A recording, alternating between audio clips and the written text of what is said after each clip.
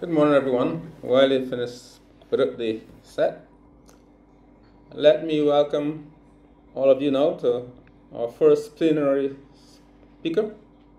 That is Professor John Hildebrand, and he's going to speak on rethinking STEM higher education in the 21st century. And I believe the theme was set this morning when the representative of the Ministry of Education spoke on STEM being the focus here in Jamaica. John Hildebrand is Regents Professor of Neuroscience at the University of Arizona in Tucson. He earned his baccalaureate degree at Harvard University and his PhD in bioorganic chemistry at the Rockefeller University. His research interests include chemical sciences, chemical ecology, animal behavior, and insect vectors of disease and agricultural pests. Before moving to Arizona in 1985, he served for 16 years on the faculties of Harvard and Columbia Universities. He is a member of the United States National Academy of Sciences, and we thank them at this point in time for ensuring that he's here with us. He's a fellow of the American Academy of Arts and Sciences, the American Philosophical Society, the German National Academy of Sciences, Leopoldina, the Norwegian Academy of Science and Letters. He's also been attached, I believe, to something Chinese. Einstein Professor at the Chinese Academy of Sciences. I believe I don't know if he can speak Chinese, but nevertheless, he's also been Foreign Secretary of the National Academy of Sciences and one of the 5 elected officers since 2014. I first met John at the Inter-American Network of Academy of Sciences, that is YANAS. That's a body that looks after academies in Latin America, including the United States, Canada, and the rest of the Latin American countries. And somewhere around you see little small letters in the Caribbean. So we're all represented, and that's why I'd asked him if he'd be willing to come. And he seemed to have persuaded the National Academy to be here with us this morning. Thank you very much for coming to enjoy the beautiful ambience of Jamaica, and I can attest to it. It's quite good.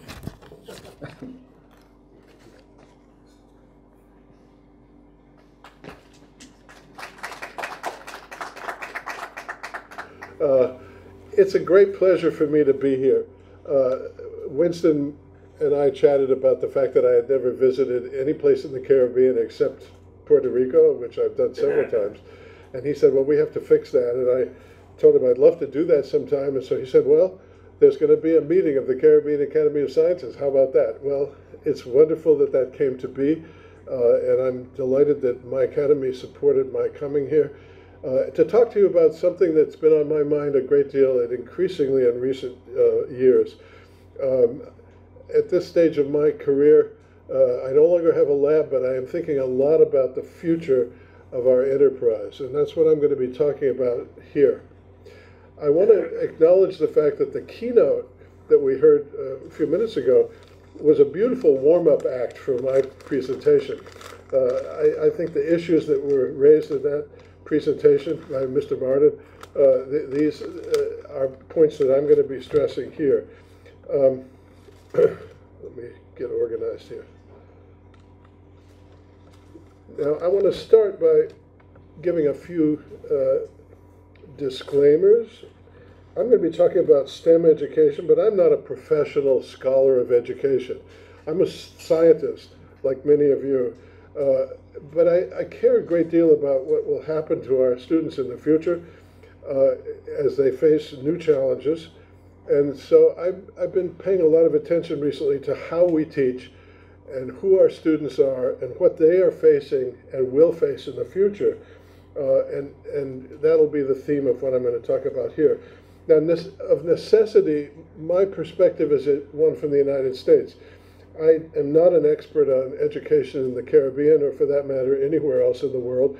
So please forgive me for using examples from the United States, but I hope you'll find them interesting and perhaps valuable in thinking about the situation in your countries. I'll be interested in feedback, actually, if we have a chance about how relevant what I have to say is to your world. Okay, so what lies ahead for our students? And when I say students, for this presentation, I'm speaking mostly about post-secondary higher education, what we call in the United States college, typically a baccalaureate 4-year study or even a 2-year more technical study. I'm not going to talk in any significant amount about graduate education. And at the end, I will touch on pre-higher education. So what lies ahead for our students? We should be thinking about that as we think about what we teach them and how we teach them. What lies ahead is the fourth industrial revolution. In fact, we're already entering the fourth industrial revolution. I'm sure you've all heard a great deal about this. This is going to depend heavily on what's now called data science, on cyber technology, and merging of sciences and technologies in ways that are new and refreshing and likely to seed great innovation and progress. Now, in the United States, the career profile for students is such that roughly 80% of the fastest growing careers are in STEM fields. 20% of all STEM jobs require an advanced 4-year degree, a baccalaureate degree or more, and 50% roughly of all STEM jobs are available to workers who don't have a 4-year degree, but some postgraduate education.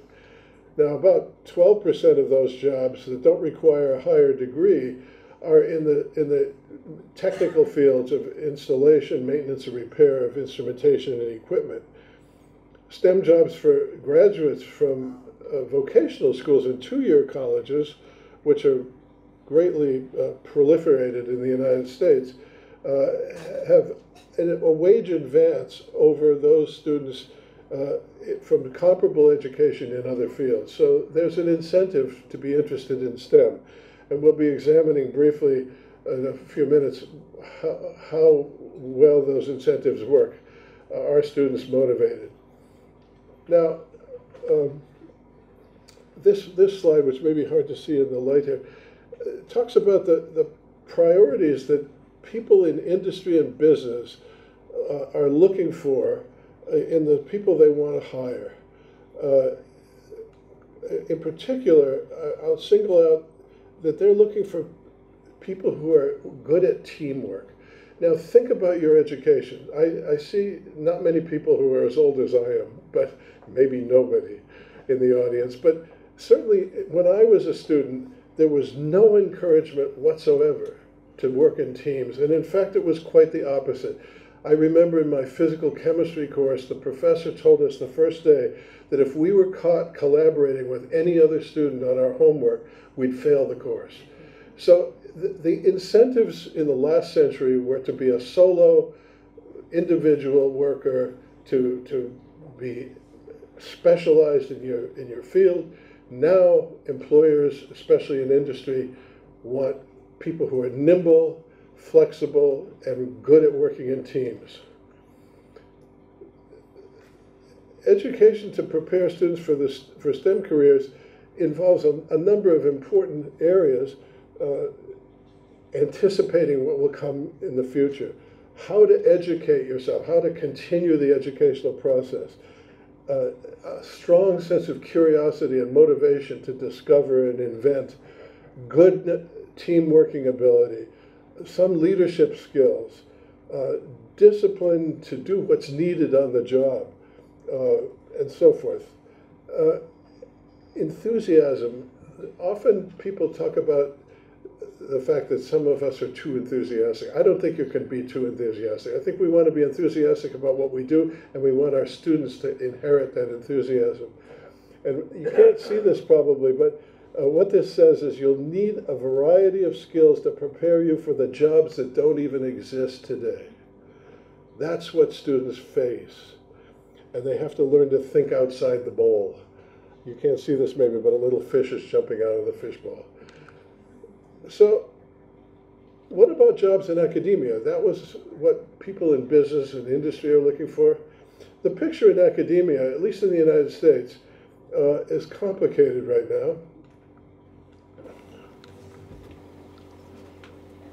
So what about jobs in academia? We were talking about industry, business. The picture in the United States, at least, is complicated. The number of STEM full-time faculty over that 40-year period that I mentioned roughly doubled.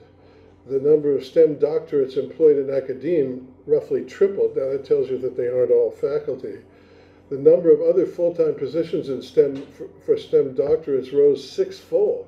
So this means that there are many opportunities for people with higher degrees in STEM, only a fraction of which are in academia.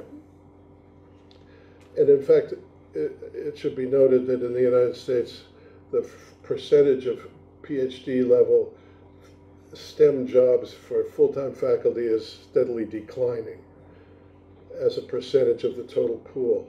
Now, who are our students today? At least in the United States, this is a complicated slide, but it's a very different profile than it was when I was a student. For example, many of our baccalaureate students are older. They're not the classic immediate post-secondary students. Some of them are older. They're people who are working. They're predominantly now female in the United States, which is wonderful. And many of them are part-time students because they're working to support families while they're studying. This is a remarkably different student demographic than what was prevailing 40 or 50 or 60 years ago. And it's not inappropriate. I would say it's, in many respects, a good thing. Now, what do students say that they want when they go to college? They want up-to-date technology. They want access to this teaching staff. They want a highly employable outcome from their education and so forth. But the question is, how have we been doing in meeting the needs of both the students and their future employers? There's a problem, first of all, of persistence. Oops, sorry. I'm sorry. Technology, I'm having a bad day. I can't say I have a bad hair day. It's a bad technology day. Okay, so a study that has been reported of about 17,000 post-secondary students, that is students in college nominally, found that only 2/5 of those who were enrolled in STEM disciplines went on to obtain a degree in that field. So they didn't persist. They start in STEM and they drop out, or they shift to other fields. This is unfortunate, and I'll develop that argument a bit more shortly, but we're losing students out of the pipeline, and we need to ask why. And the question is, are we part of the problem of why we lose students who have been motivated enough to start in STEM and then who drop out or switch? Now I ask you, does this look familiar? When I was a student, this was a typical arrangement. And I was usually the student sitting roughly where the camera is. I could hardly see the professor. I didn't know what he or she really looked like. I could hardly see what was then writing on the blackboard. It was really an impersonal and ineffective way to teach. Of course, we had to make it work. So there were strategies to get along and succeed with this kind of teaching. But I would argue that this is part of the problem, and students today won't tolerate it. So the question is, why doesn't it work? Well, what are lectures good for? You know, they're good for presenting current information and for building interest. For the teacher is a good teacher and is enthusiastic.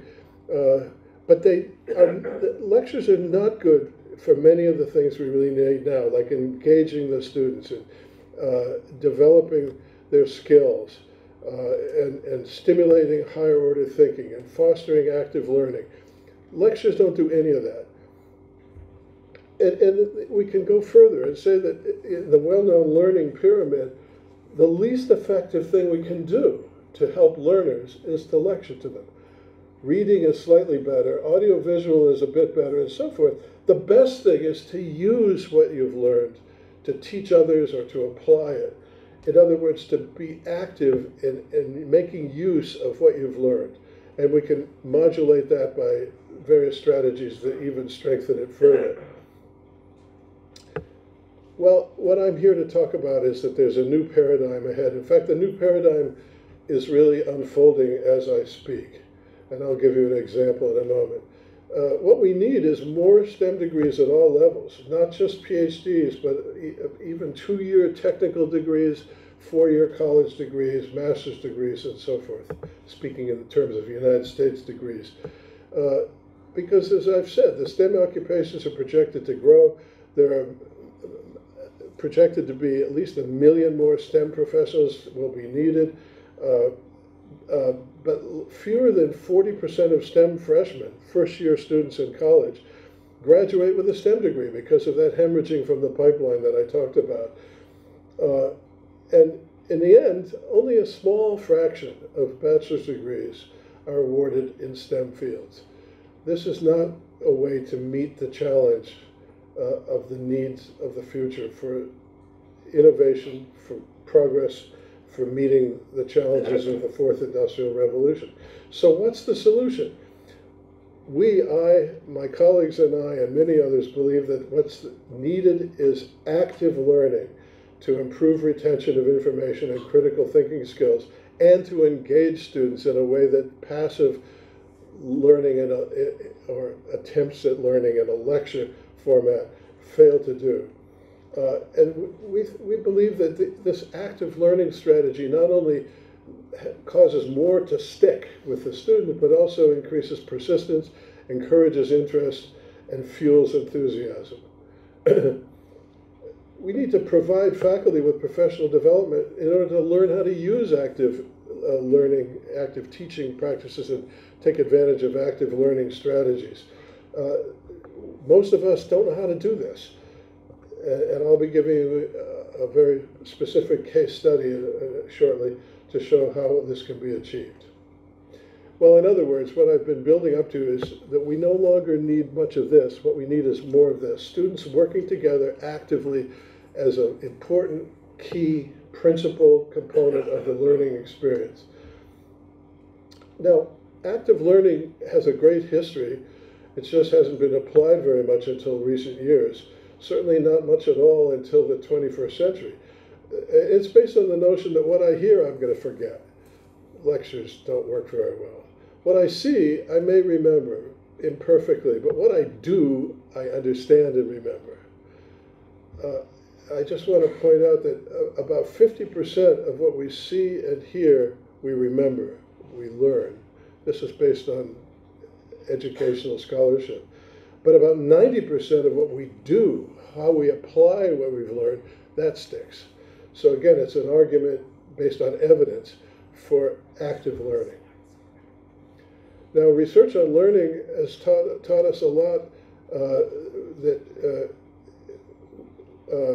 we want to start by building on what students already know. We want to engage them with content before listening to lectures. Lectures can be an ancillary part of a bigger, more active learning strategy.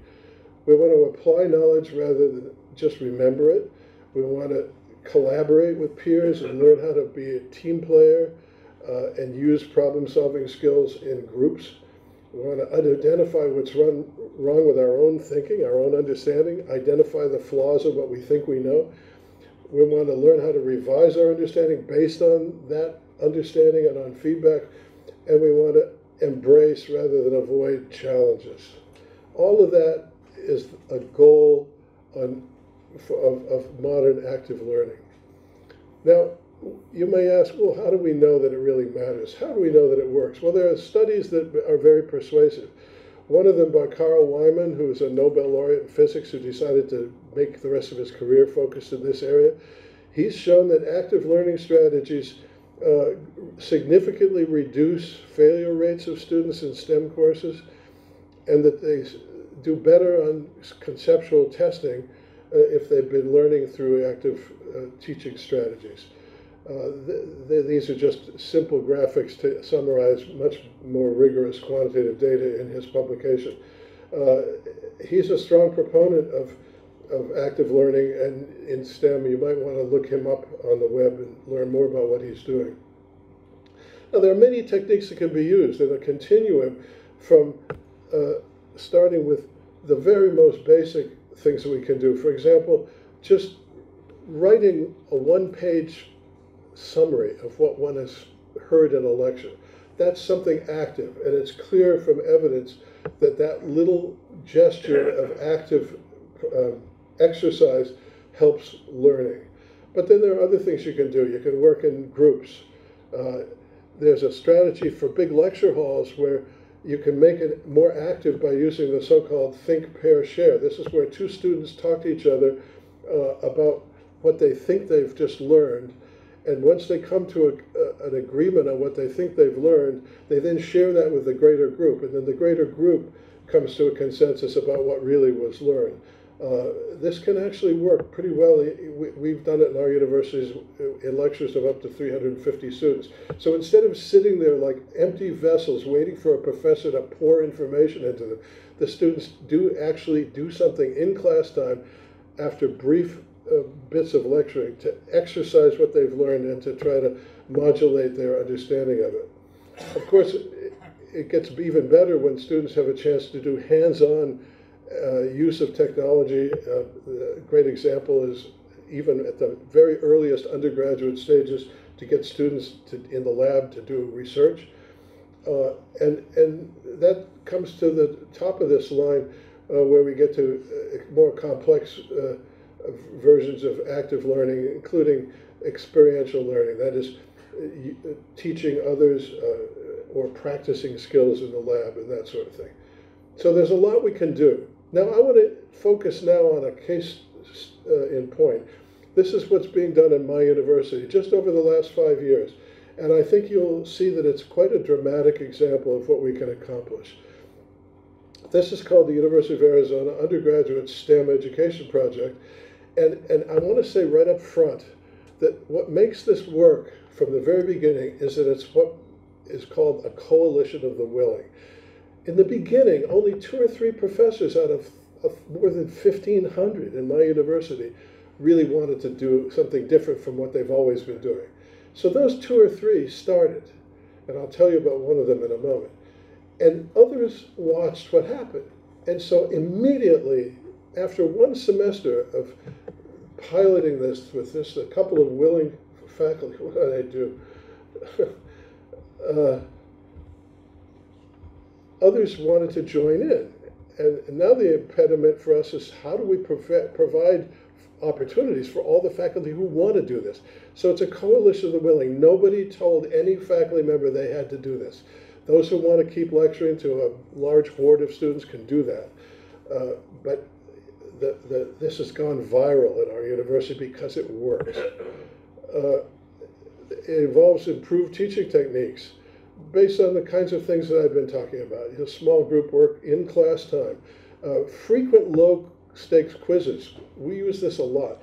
That is, students take a quiz almost every week just to see how much they've learned. It's not going to make a big difference in their final grade, but it's to give feedback to them and guidance to the teachers as to how it's going. Lots of active connections among concepts and immediate student feedback to faculty about how much they're learning, what problems they've encountered, and so forth. Students learn to do self-testing. They learn to connect the concepts that they've been hearing about in class and reading about in the assigned readings. They do a lot of teamwork in class, collaborating with their peers, engaging with each other, discussing things in small groups, and explaining what they have understood to each other. All of this is just what I've been talking about. This is what makes it stick. And most importantly, in some way, this greatly discourages students from cramming before exams. I mean, when I was a student, I hate to tell you how often I waited until the last week before a final exam and then killed myself cramming so that I could deal with the final exam. And of course, when you do that, you may do well on the exam, but then it all floods out of your brain within minutes after the exam. That's no way to learn. So this greatly discourages that time-honored practice. I'm not going to dwell on this. There are just various strategies that we use at the University of Arizona, the Think, Pair, Share, something called ranking tasks. This is something developed for physics, but if you're interested in strategies for using active learning, you can look up ranking tasks and so forth. I'm going to keep moving here because I know people are getting hungry. Now, what's really pivotal is assessment. Again, I'm not going to ask any of you who are teachers or professors to admit publicly, but I mean, I question how often any of us actually does serious assessment of whether what we do in our teaching actually works.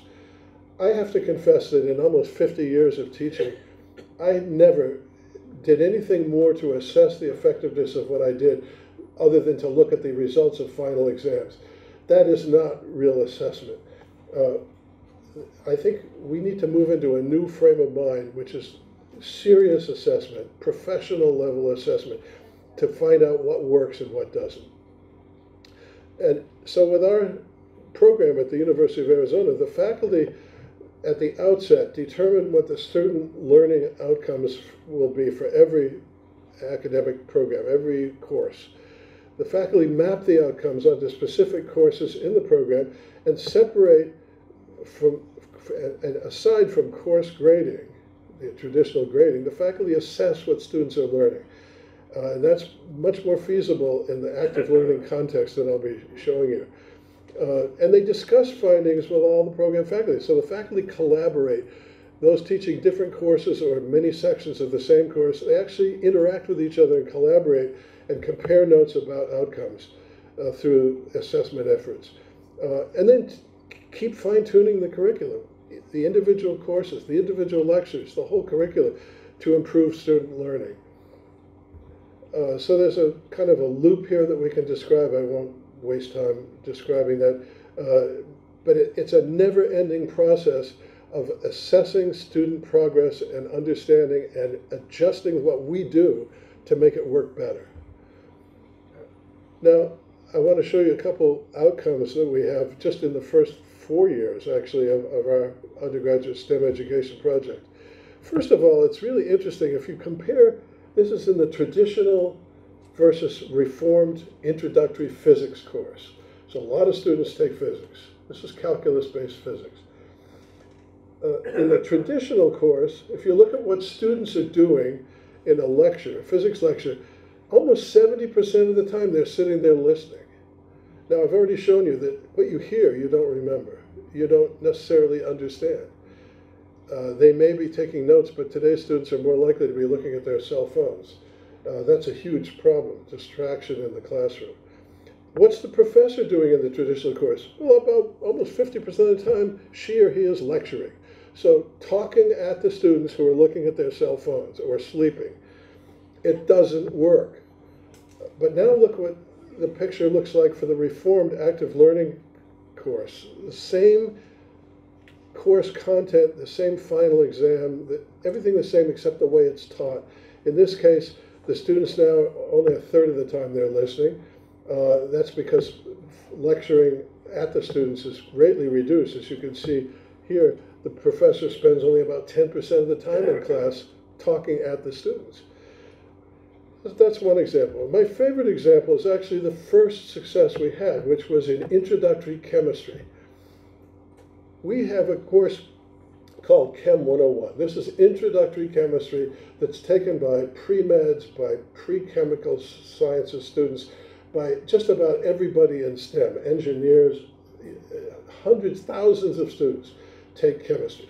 So the traditional lecture-based course is now compared each year with a parallel course with the same syllabus, the same content, the same goals, and the same American Chemical Society final exam. But this one is called Chemical Thinking. I love that name. And that was invented by the first professor in our university who engaged in active teaching or active learning strategies. Students in chemical thinking a data show. I'm not going to show you all the data, but it's published. They outperform those in the traditional course. They do better performance in conceptual assessments. They get better grades in subsequent chemistry courses, such as organic chemistry. They have better attitudes and motivation toward chemistry when they're interviewed or when they're polled. They say, I like chemistry now, and they didn't say that before. Better scores on common standardized final exam than in the traditional course. And importantly, because of that hemorrhage problem, fewer students withdrew from STEM pathways than those who took the traditional course. This is a really persuasive case, I think, and it's been one that other faculty at our university watched and then said, I want to join that game. So now we have this kind of activity going on, parallel offerings in engineering courses, in biology courses, in astronomy courses, physics and chemistry, and it's growing. Now, to make it work, where we teach, the nature of the space matters enormously. And I'm going to show you the very first example that in 4.5 years ago was achieved. This is a learning space, what we call a CLS, a collaborative learning space, where a classroom that looked like this, that had 160 seats in it, and a whiteboard and a projection screen up here, that was converted into a room like this that had tables that seat 4 students, and it has whiteboards that can be deployed so the students can write on the whiteboards, and various other things can be done in jimmying the furniture. So we lost some seats because that room now has only 112 seats, but we gained enormously in the effectiveness of what went on in that room. So that was the first room. In 2000 academic year 14-15, we had 1 CLS room. We've added them every year since, so we now have 31. We've taken traditional lecture halls, ditched the layout, and made them collaborative learning spaces like what you just saw. And some of them have a lot of seats, and some of them have just a few. And this is a never-ending process. It's growing all the time. The issue now is that instructors prefer these collaborative learning spaces over all other kinds of spaces, but we have a limited supply of them. We still have far more traditional teaching spaces than we do collaborative learning spaces. So we've created a demand that's hard to meet because it costs money to reconfigure the rooms. But it's wonderful to have the demand. We started with 1 professor who wanted to do this, and now the demand is enormous because it works. This strategy works. Now, what about students? What do they think about this? Well, the students say, when they're polled, they say that the active learning environment enhances their learning. It enhances their activities to be in those kinds of classrooms. They are able to get immediate help because while they're working in little groups, the instructors walk around the room and engage with students actively face to face. And they prefer these collaborative learning spaces dramatically over other kinds of teaching spaces. So not only the faculty, the coalition of the willing, but the students, they're all saying, this is the way to go. This is what I want. Now the question is, did they really make a difference for students? It sounds like it from what I just told you. Well, it turns out that a strategic technology assessment in 2017 ranked active learning classrooms as the top priority. The greatest impact on student learning is not expensive technology. I mean, these are just tables and chairs, but furniture that promotes collaboration and interaction among students, and low-tech tools such as whiteboards. This is not terribly expensive, and I will tell you that the person who's driving this whole process at our university actually has applied for and gotten grants from companies to reconfigure classrooms because we're not a wealthy university. Now, evidence shows that the upfront cost is more than paid back by increased student learning and retention, that is, combating the hemorrhaging from the pipeline. Here's an example of the first professor who's engaged in this, working with students. He roams around the room and he talks to students like this. Okay. Now, one could design a curriculum for active learning based on any number of themes. But I just give you two examples that I find really engaging. And one of them we're planning to try to develop in our university. They're both being used in various universities in America. The first is to build on the UN 2030 Agenda for Sustainable Development, the so-called Sustainable Development Goals, or SDGs. There are 17 of them. You're probably all familiar with them, and it's very available on the web to read about this. But there's something here for everybody. And it's not just STEM, it's everything.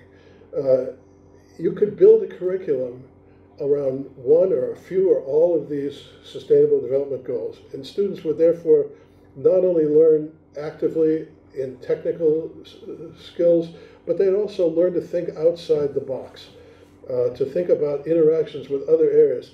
I particularly like the little coda at the end of our keynote address this morning. Not to forget, not to overlook, not to downgrade, not to neglect arts and humanities. In fact, many of us feel that STEM should become STEAM with an A because arts are so important. Think about Apple. Apple, telephones, iPhones, computers, iPads, watches, these are great technological innovations, but what makes them so attractive, so addictive is based on art in a way. It's design. We can't be innovative in technology without having an aesthetic and somehow human-inspired design aspect to what we produce. Now, the other example is the Grand Challenges for Engineering.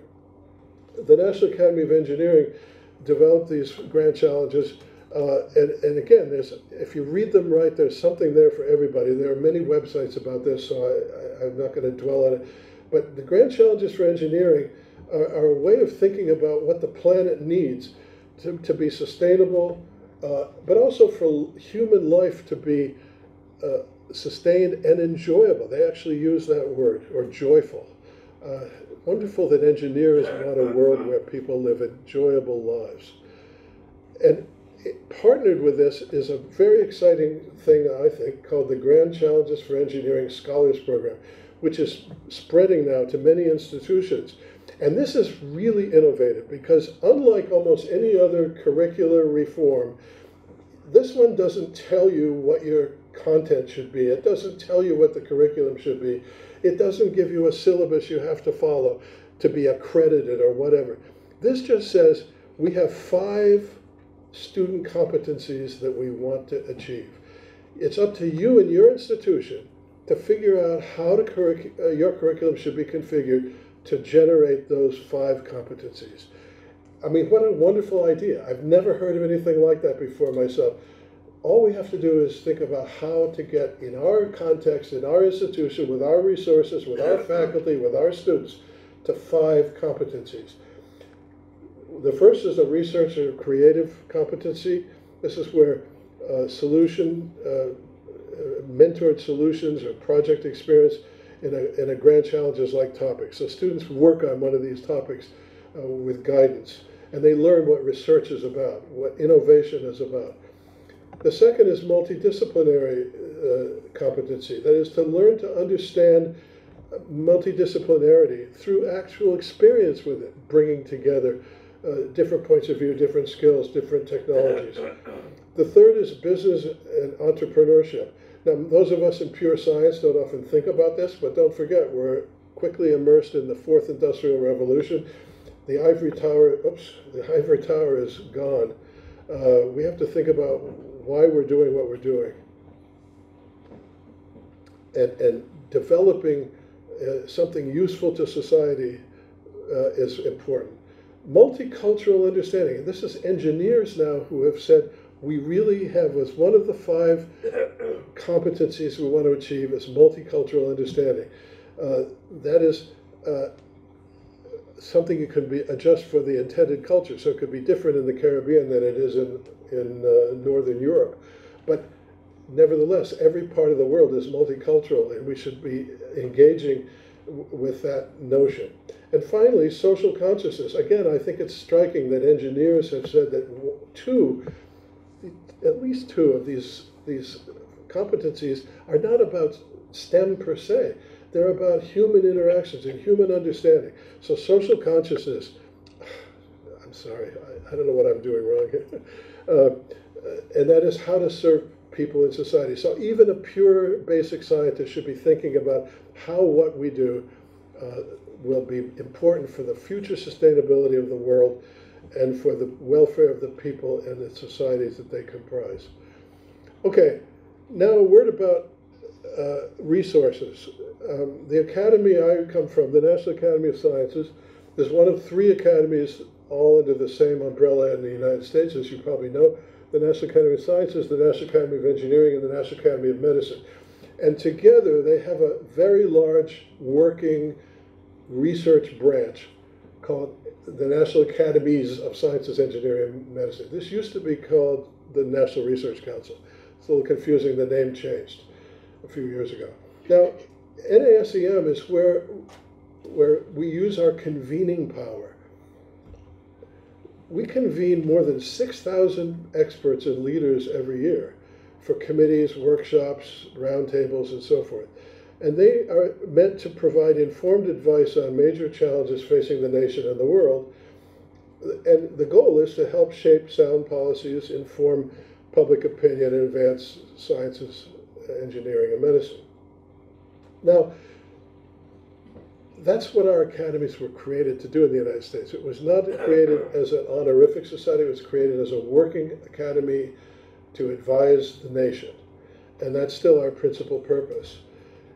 The products from all of this convened expertise are published by the National Academies Press. And I wanted to call attention to it. The website is shown there, because we publish over 200 peer-reviewed consensus reports, workshop proceedings, and so forth every year. A total of 8,500 of them exist, and all of them are available free as PDF downloads to anyone. So please take note of that NAP Press website. Why am I bringing that up here? Well, many of them have dealt with issues of STEM education. Just a few examples that I pulled out together. A series on how people learn. This is about the science of learning. K-12 science education. Sciences and engineering for kids, basically. The graduate STEM education. This is a more recent one. The new field of data science for undergraduates. Undergraduate research experiences for STEM students. We have a culture in our country, in particular, I would say in my university, that we take students the day they come to college, right out of high school, and get them in the lab doing research. We have a program called Total Engagement, where we want every one of our 35,000 undergraduates to engage actively in whatever subject they're studying. In the case of STEM, to get in the lab and do research, or get on a major computer and develop algorithms, or do something. We want every student to actively engage in their field of interest. This is a very recent report, which is, I can hardly see it, but I really want to see the title. It's basically bringing, yeah, what? Yeah, I'm going to, yeah. It's, oh, geez. I don't know. It's basically bringing arts together with sciences, what we've already mentioned. And finally, even the idea of engaging citizens who are not in STEM education to get them interested in and contributing to STEM progress. Finally, the very end of what I want to say is I was commissioned to talk about higher education, but I'm worried about what happens before higher education. There's some sobering data. If you look at high school students, they start out in STEM, and as with each advancing year until their final year of secondary school, they drop out of STEM. And sadly, something like 69% of high school graduates are not well prepared to take up college-level science or math. So we're not doing a great job, at least in my country. In in K-12 STEM education. And really sadly, if you look at K-12 interest in STEM by grade level, there's a steady decline. Now, this is terribly disappointing because the fact is that kids love what we call STEM. Every kid is a natural-born explorer / scientist.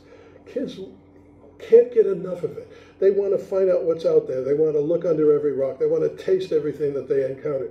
They're excited. They love it, and they engage with each other, and we drive it out of them by the time they graduate. This is really sad, and I think we all have to do what we can to keep the flame burning. I have a lot of thoughts about that. It's harder to do in a country like mine where every local school district can decide what they want to do. There's no central control of education. I admire places that have central policies that somehow engage students in a similar way everywhere.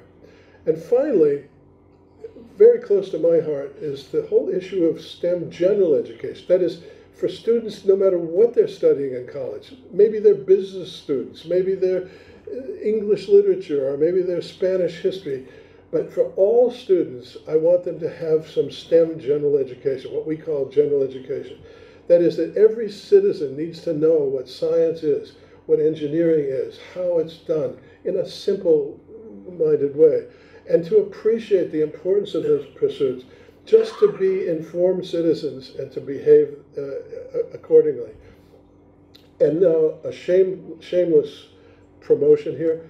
I co-edited a book published by the American Academy of Arts and Sciences that's about this topic. It's about science as a component of a liberal general education. And why I'm telling you about this is that there are chapters in here by people who have had very successful strategies for introducing science to gen ed students, people who are not going to be STEM professionals, but who need to understand something about science. Again, it's available as a free PDF download from the American Academy website. Okay, that's the end of what I prepared, and I apologize for the technical glitches, and I'll take responsibility for all of that. I hope there's been some kernels here that are useful and interesting to you, depending on the perspectives you bring. Certainly, I think we can all agree that we can do better in educating and motivating young people either to engage in STEM or to appreciate and understand a bit about it, and in the process to make society more successful. Thank you for your attention.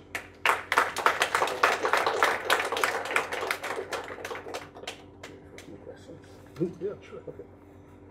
I'd like to thank John for his excellent address just now. We emphasize the difference between what we call the older students and the newer students in terms of how you sit. Well, how we're sitting now is the older. And I suppose by the time you come to the next other conference, we'll use the participation method. We've been going around the Caribbean region trying to encourage what we call hands-on learning, hands-on training in science and technology to make science more interesting. But somewhere along the line, we are faced with the whole question of background understanding of science. And John, how do you get around the whole question? They come into education thinking that science is not to be done, it's too hard. And what is in it for them? I think they need to know, because now they still are saying, what's in it for me? And to encourage them to do STEM, how do you get around the same problems of background knowledge?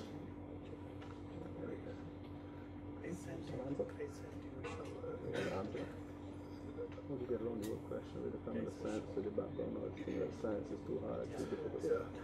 Yeah, I mean, this is a common complaint. The students say science is too hard, it's boring, it's too challenging. I'd rather look at Pinterest. That's our fault, because as I showed you quickly at the end, kids start out really motivated, and we steadily lose their interest, at least in my country, because we don't do a good job in the crucial K-12 years. Why is that? It's partly because we don't engage people properly for the teaching profession in my country, so that probably no area is more poorly represented in the teacher population than STEM. Typically, someone who's hired in a high school to be a soccer coach is assigned to teach physics, something like that. That happened to me when I was in high school. It's just absurd, and it's irresponsible. We take kids who are motivated and we turn them off instead of keeping them motivated, so they wouldn't notice that it's hard. They would say it's worth doing this because it's wonderful. And I take, as a representative of the educational establishment, I think it's our fault. We need to do better. And we may think, well, I teach graduate students, it's not my problem. No, it is. It's all of our problem because we understand how important it is to do something to keep the kids from leaving the field, to abandoning their initial interest and motivation, whether they're going to be STEM professionals or not. We want them to maintain their interest and enthusiasm for STEM, even if it's hard. I'd like to ask a question then from the floor. Could you give your name, please? I'm Craig Peru, a research fellow at the School of Business and Management, and I'm very interested in your presentation because I've been looking at some of the similar issues here in Jamaica. We had 7,000 students out of about 71,000 students sit physics and chemistry in 2007, and the popularity of physics and chemistry has been steadily growing since then. So the challenge in Jamaica isn't that people are being turned off, because certainly there's more and more of the students, these are 17-year-olds, sitting the end of high school exams, CXC, O-levels. They're actually more and more turned on by it, but our best students leave shortly afterwards for the United States, Canada, and the UK. And very rarely do they return. What are your thoughts on that? Well, yeah. First of all, you're obviously doing something right in Jamaica, and I got that impression from the keynote, that in fact, I think we should learn from you and emulate whatever you're doing that's keeping interest high and even motivating students. The brain drain from Jamaica is something I don't know how to solve. You know, the way things are going in the United States, I think we may start to have a brain drain. I won't elaborate on that, but I'm very depressed about the current state of affairs, and I see other countries that really value STEM, and I think we're going to start feeling the pain of brain drain. The only solution I can think of is more business, more STEM-based industry needs to develop here, and that's something maybe you understand better than I do. I don't know how to do that. But I know, for example, in Cuba, another island nation, there's a very robust pharmaceutical industry innovating and developing new drugs way out of proportion to the size of the population. So I know it's possible for a small island nation to do that. Everyone mentioned Singapore. Singapore is an amazing story. So I can't give you the answer, but I want to encourage you because you're obviously doing something really right in the front end of that. I'll just take one more question because it's almost halfway through the lunch already.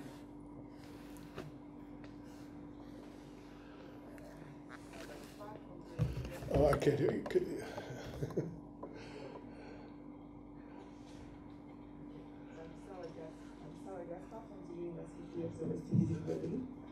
So I want to say that I can see around, for example, that there are some teenagers about 15 years old. They have some mistrust about science coming from the fact that they don't really see what is now the objective of science. Seeing, for example, that we go to, for example, for very polishing chemistry, that was before. For example, the genetics that can be used for have genetic humans. So I think that now the question of ethics in science is very important. And sometimes young people, they just do not understand where we are going with all this science. Okay, and then there is a kind of mistrust coming from kids. Okay, that's what I was saying. What do you think about that? And how to teach? I mean, we can have a positive message saying that we are going to do green chemistry and things like that. It's not enough, I think. It's a very important topic. I wish I had had more time to put many things into my presentation that aren't there. Certainly, professional conduct and ethics in STEM is very important. In fact, one of the courses I teach now, and I'm happy to say I teach it with my wife, who's also a STEM professional, is called Biomedical Ethics and Healthcare. So we talk about, and these are first-year freshman undergraduate students that take this course. They love it. And it's because we do it in a completely active learning way. There's not a single lecture in the whole course. And the way we do it, you were asking how to teach ethics, is we have the students teach themselves. We have them debate. We have them do role-playing. We have them engage with sticky questions like, well, you can think of the examples. I won't take up your time. But we put difficult challenges to them, and we have the students wrestle with it and then come to their own conclusion about what's right. And it's amazing how well they do. If you put it in their hands and have them wrestle with the ethical issues, at least in that context of biomedical healthcare, they do a wonderful job, and we're not lecturing to them. We're engaging them actively in deciding what's best to do. Let's give him a round of applause then for his presentation. But we can't let him go back to the United States of America empty-handed. And therefore, we're going to a small presentation from Narangani Panakala, and the Department of Mathematics will give a small presentation on our behalf.